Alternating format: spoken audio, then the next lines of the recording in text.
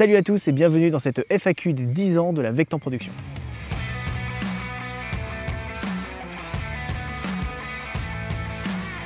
Alors vous avez été pas mal à me poser des questions sur YouTube dans les commentaires de la précédente vidéo et également sur Instagram ainsi que sur Facebook. J'ai essayé de condenser tout ça pour avoir le maximum de questions différentes. J'ai pas pu traiter les questions de tout le monde malheureusement, mais rien ne nous empêchera de faire une prochaine FAQ l'année prochaine. On commence avec la première question de Polystyrène. Qu'est-ce que tu préfères entre le montage, le tournage, la création des effets visuels, donc le compositing, le CGI, l'étalonnage ou n'importe quelle autre partie importante du processus de création d'une vidéo ou d'un film?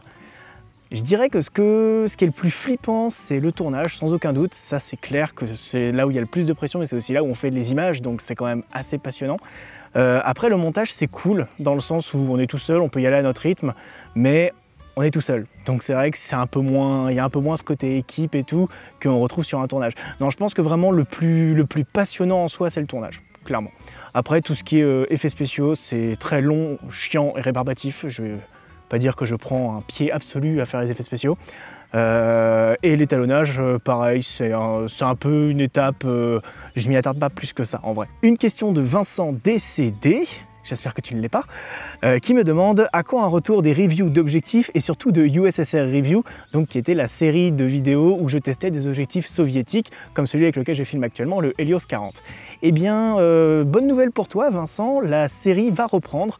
Je ne sais pas encore sous quel délai ni sous quelle forme, mais je sais que j'en discute beaucoup avec Pierre, donc Pierre Tizien, auquel je faisais beaucoup allusion dans cette série USSR Review, qui a le blog Soviet Lenses.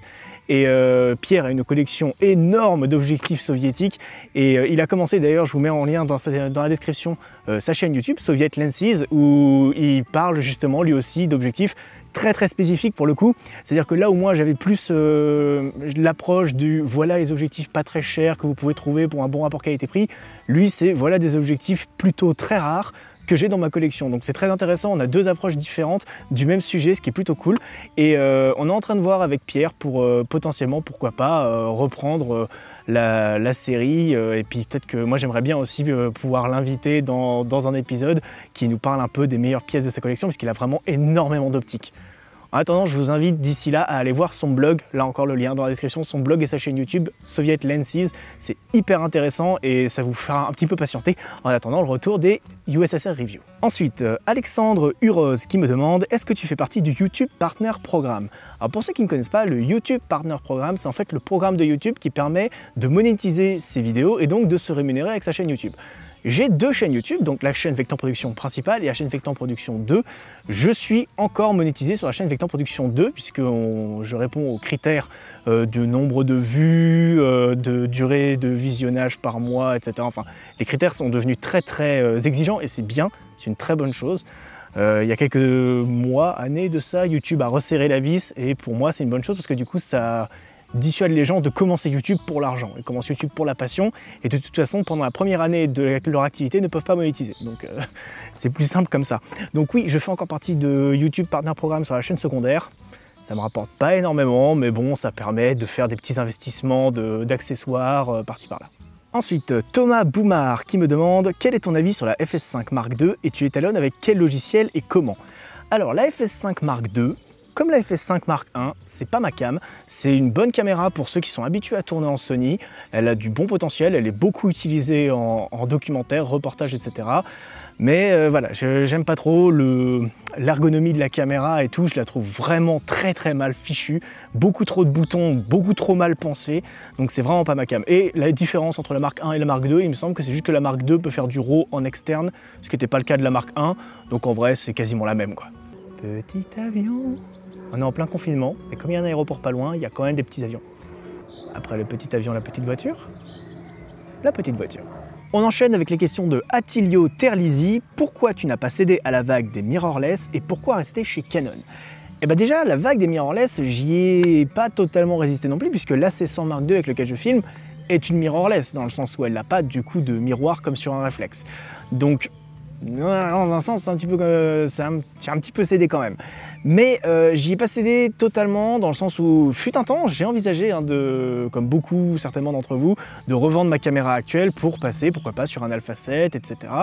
Et en fait, à force de l'utiliser sur d'autres tournages qui ne sont pas les miens, je me suis rendu compte qu'en fait c'était un appareil qui était extrêmement fragile, surtout, qui chauffait beaucoup, que ce soit le 7S1, 7S2, même le 7.2, j'ai pas trop vu de problème avec le 7.3, mais en fait c'est toujours le même problème, en fait c'est un problème de fiabilité. Le matériel ne me paraît pas fiable dans les hybrides.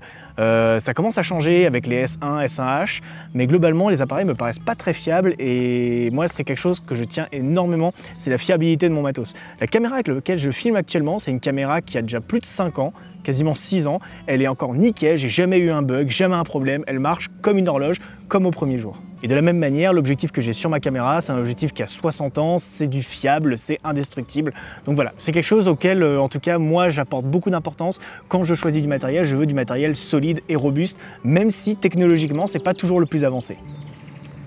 Chier, il y a un avion qui commence à faire ses pirouettes pile quand je commence à tourner mes vidéos. Super. Ensuite, pour répondre à ta deuxième question, pourquoi rester chez Canon? C'est une question auquel je réponds assez souvent. Je reste chez Canon dans un premier temps parce que j'aime leur caméra, j'aime leur philosophie, et notamment, comme je l'ai dit, la solidité de leur boîtier.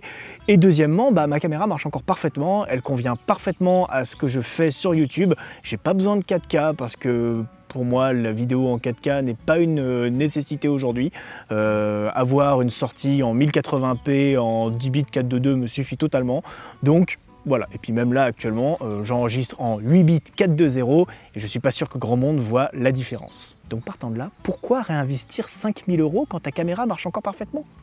Aucun sens, aucun sens. On passe ensuite à une autre question qui m'a été beaucoup posée, notamment par Experiment, par Fana et par Dizou ZZE. La question de Experiment, de quoi vis-tu? Comment réussir à faire connaître son travail pour se faire rémunérer petit à petit et vivre de la réalisation? Fana me demande, en dehors de ta chaîne YouTube et de tes productions, fais-tu d'autres boulots? Et Dizou ZZE me demande, salut, petite question, est-ce que tu vas en faire ton métier, entre parenthèses réalisateur, ou c'est déjà le cas?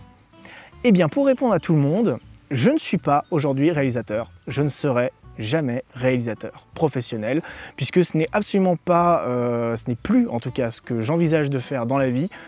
Aujourd'hui, j'ai un CDI en temps plein, donc qui me permet de vivre convenablement et de faire ma chaîne YouTube en fait en bénévole à côté. C'est pour moi le meilleur équilibre que j'ai trouvé. J'ai pendant très longtemps envisagé de me remettre en freelance parce que je l'avais déjà été un petit peu vers 2013. C'est pas fait pour moi. C'est pas fait pour moi. Je suis pas compatible avec la vie de freelance.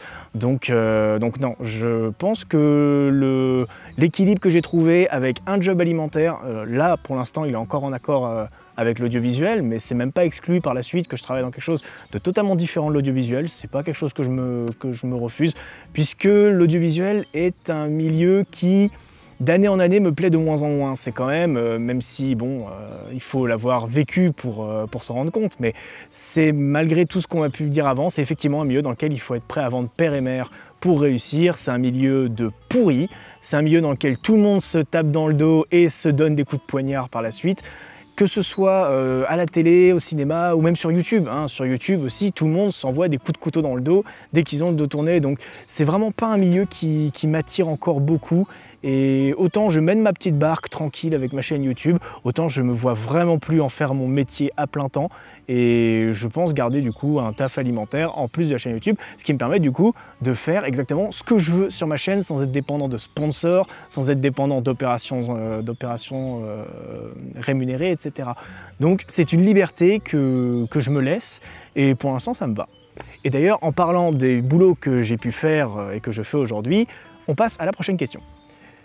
Arthur.prr me demande si je suis toujours chez SOS Ciné, donc un loueur de matériel audiovisuel, et Gauthier Brunet me demande comment c'était chez SOS Ciné, est-ce que c'était une bonne expérience, qu'est-ce que ça t'a apporté techniquement au niveau des connaissances du matériel, de la gestion, etc., mais aussi humainement, et merci. Je ne suis plus aujourd'hui chez SOS Ciné depuis le mois de décembre. J'ai donc quitté SOS Ciné. Donc pour ceux qui ne me connaissent pas, pareil, je vous mets le lien de la chaîne YouTube de Albert, donc le patron de SOS Ciné. Donc SOS Ciné est un loueur de matériel dans son activité première, mais SOS Ciné, c'est aussi une chaîne YouTube, c'est des lives tous les dimanches matins pour parler de technique, cinéma, etc. Donc c'était quelque chose qui, moi, de prime abord, me plaisait beaucoup parce que ça allait pouvoir me permettre de mélanger mon boulot et ma chaîne YouTube. Sauf que ça a pris 9 mois avant que on se rende compte avec Albert que ça matchait pas très bien et surtout que la frontière entre YouTube, boulot, perso et tout était très floue et du coup ça nous a pas convenu. Donc on a décidé d'un commun accord de mettre fin à cette collaboration et du coup je ne travaille plus chez SOS Ciné depuis décembre. Prochaine question de Misav qui me demande « Yo, ça va plutôt bien. Vous comptez avoir un Twitter ou un Discord? Force à vous et à bientôt. » On a eu un Discord. J'ai un fan qui nous avait créé un Discord Vectan Production, mais en vrai, j'aime pas Discord. je me forçais à y aller pendant le premier mois parce que il avait fait, mine de rien, il avait fait un très bon boulot dessus. Donc voilà, il avait fait un très beau boulot sur le Discord, mais c'est pas ma cam, voilà. Et pareil pour Twitter, on a un Twitter @vectanprod, mais j'y vais jamais, je crois que j'ai même perdu les identifiants. Donc, aujourd'hui, les réseaux sur lesquels je suis, c'est Facebook et encore de moins en moins, Instagram de plus en plus et YouTube. C'est vraiment les 3 seuls réseaux sur lesquels je me concentre parce que ça sert à rien d'aller sur tous les réseaux en même temps. Je préfère me concentrer sur certains, même si comme Facebook, ça commence à devenir des réseaux de vieux. J'assume. Ensuite, on a Le Ferrailleur qui fait partie de l'équipe mais dont je tairai le nom pour préserver son anonymat, qui me demande les actualités n'ont-elles pas réveillé en toi l'envie d'un projet post-apo ou bien encore de zombies et aussi des conventions de prévues pour fin 2020? Des bisous. Projet zombie, non, pas plus que ça, c'est pas un genre qui m'attire beaucoup. On a fait quelques essais, notamment avec le 5e épisode, 4e ou 5e épisode 4e je crois, non 5e épisode de notre web-série Genre en bio. Le lien dans la description, encore une fois, si vous avez envie de voir ça. Ça date de 2013, je crois. On avait fait quelques essais un peu zombies et tout, mais ça m'attire pas beaucoup plus que ça. Donc non, pas de zombies, Il y en a beaucoup trop. Il y en a bien assez, des projets de zombies, pour qu'on en fasse un en plus. On n'apportera rien de plus au genre. En ce qui concerne les conventions, eh bien, pour l'instant, au moment où je tourne cette vidéo, l'actualité est la suivante. Jusqu'à mi-juillet, normalement, il n'y a aucune convention de prévue. Et malheureusement, après mi-juillet, c'est pas dit qu'il y en ait non plus. Donc pour l'instant, fin 2020, pas de convention de prévue. On passe du coup à un nouveau sujet maintenant avec Amézul sur Instagram qui me demande « Hello, y a-t-il des nouveaux tutos de prévus ?» Oui, il va falloir de toute façon à un moment ou à un autre que je m'y remette au tutoriel, puisque même si on parle d'un point de vue purement chiffre, c'est ce qui rapporte le plus de vues aujourd'hui sur la chaîne, donc il va bien falloir que j'en fasse un petit peu. Mais comme je l'ai dit, je tiens aussi à garder une certaine liberté sur le contenu de ma chaîne. J'ai pas ce besoin en fait que la chaîne rapporte beaucoup d'argent. Donc il y en aura certainement plus, mais il n'y aura pas que ça, puisque les reviews de matériel comme celle que je fais avec Lupo par exemple, moi en tout cas me plaisent énormément à faire. Et ça me permet en plus de m'équiper en matériel pour les prochains projets de fiction qu'on est en train de préparer avec Nico et le reste de l'équipe. Donc clairement, il y en aura, mais il n'y en aura pas des masses, puisque même si ça paraît pas comme ça, un tuto ça demande énormément de temps. Ça demande beaucoup de temps, surtout pour tout bien préparer, parce qu'il y en a qui font des tutos à l'arrache, qui du coup vont durer 40 minutes. Moi, mon but, c'est de vous offrir un tuto ultra condensé et très précis. Donc en fait, il faut que je sache exactement ce que je vais vous dire dans mon tuto.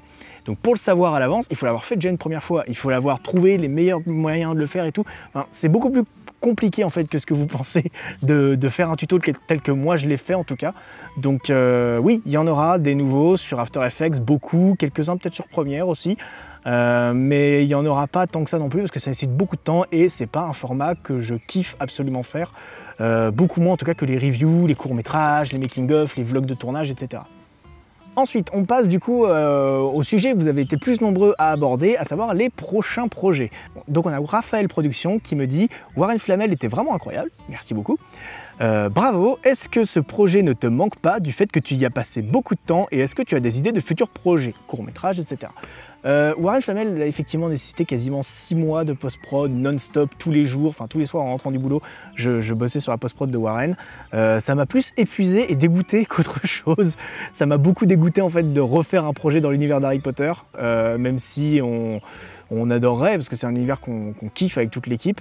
Ça m'a pour l'instant en tout cas plus dégoûté qu'autre chose.